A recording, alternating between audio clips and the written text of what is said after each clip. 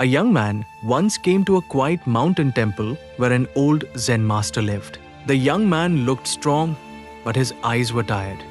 His heart was heavy. He bowed and said, "Master, I work hard, I pray, I try to be good.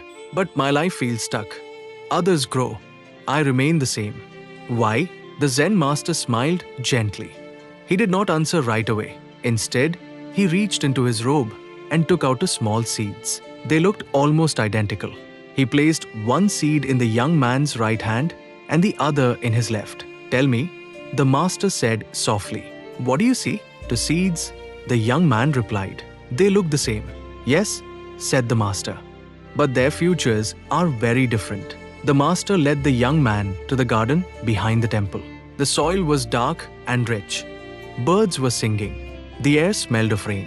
The Zen master pointed to the first seed. "This seed," he said, "represents fear."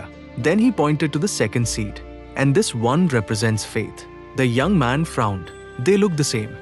How can they be different?" The master chuckled.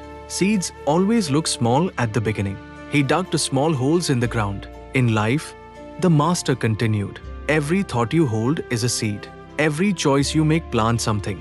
He placed the seed of faith into the soil and covered it gently. Then he held up the seed of fear.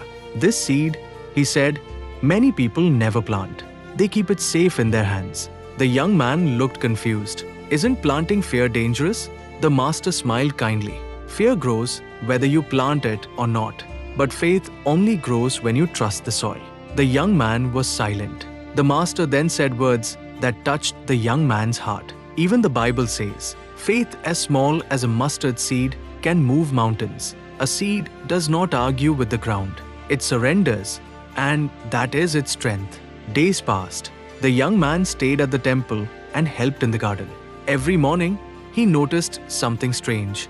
From the place where the seed of faith was planted, a small green shoot appeared, but in his own pocket, where he kept the seed of fear, nothing changed. One morning, frustrated, he said, "Master, the seed in the soil grows. The one I kept safe does nothing." The Zen master looked at him deeply and replied, "Yes, because growth requires darkness, patience, and trust." He continued, "The seed in the ground had to break to grow.